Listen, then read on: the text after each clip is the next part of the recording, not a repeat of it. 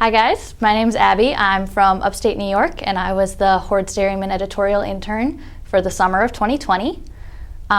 Really cool internship. I kind of applied on a whim, which I encourage you to do. We obviously had some limitations on account of the COVID-19 pandemic, but they were really accommodating. So I am a upcoming senior at Cornell University in animal science, and I have a minor in education, which kind of positions me for ag comm and ag ed, so I could do either one. Coming into Hoard's Dairyman was really interesting, and I got to learn a lot about how to do interviews and tell farm stories, and then the photography aspect was really interesting to me. Got to go out on both dairies in New York when I went to go visit there, and on the Hoard's Dairyman farm, and take pictures of cows, which is one of my favorite things to do.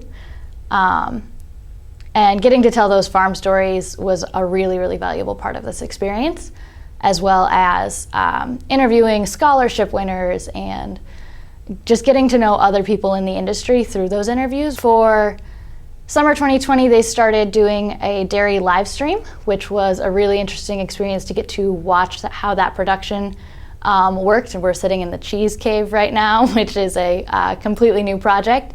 But I also got to write intels based on those dairy live streams. So industry members, things like that would go on and they would talk on sort of a webinar basis, and I would get to take notes and then write really fast, really updated and timely pieces about things going on in the industry, which in the COVID-19 era, everything is changing every day. So that was really interesting, and getting to stay on top of media in that way.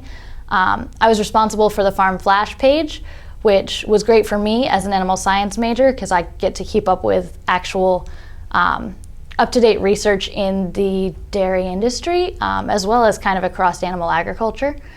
And I got to write some pretty technical pieces, which was great for my written communication skills that really fine-tuned those. I'm working on a series right now called, it's a career spotlight for the Young Dairyman page, which I did a lot of writing for. So I got to interview a dairy product manager, and then a loan officer, and we'll probably do a couple others between me and several other authors to kind of do what I'm calling a Careers That Your Guidance Counselor Didn't Tell You About series for the Young Dairyman page, which I've really enjoyed. I also have written several 2-column articles, farm features, where I would actually go out to dairy farms, talk to dairy farmers, take pictures, and kind of share their story through the print magazine. I write a blog for the HD Notebook every Friday, which has been one of my favorite parts of this experience. I have written about all sorts of different topics. It changes week by week, and I'm looking forward to kind of getting to still kind of do that and fine-tuning those skills after my internship.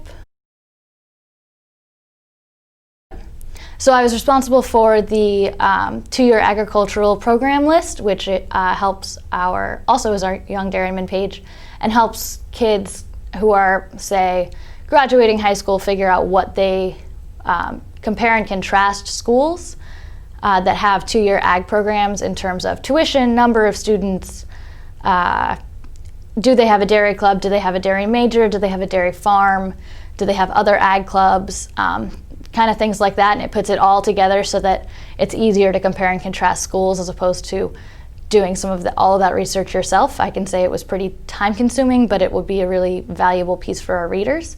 Similarly, I was also responsible for compiling the top 50 co-ops list, which we're just finishing up now, surveying and communicating with all the co-ops listed on the USDA's co-op list, and then contacting them, which is sometimes the trickier part, and then gathering information about how many member farms they have, how much milk their member farms produced, and analyzing that data to say, all right, these are the top 50 co-ops in the US based on who responded to our survey.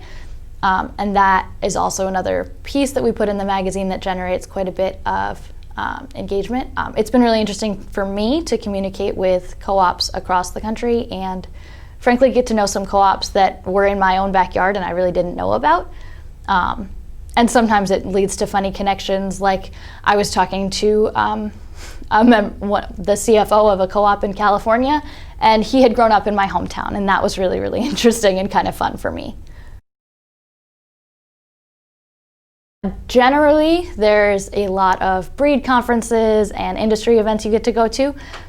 Summer 2020, most of those were moved online, which was great because I still got to participate in those things and report. So I've done some feature articles on various webinars or conferences, and it's been interesting to see how different organizations made that transition online, but also like I went to a couple of conferences where I was like, wow, honestly, like it was exactly the same as if I had been in person minus a flight.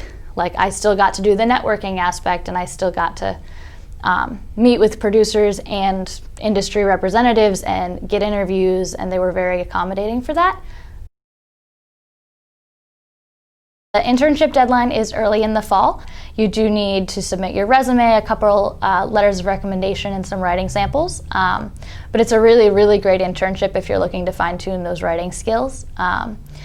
For me, we did a first round with cover letter, resume, letters of recommendation, and then they narrowed it down further, and I was asked to write a couple sample pieces for a farm flash and a blog, and then they actually brought me in for a face-to-face interview, which was different and I really appreciated.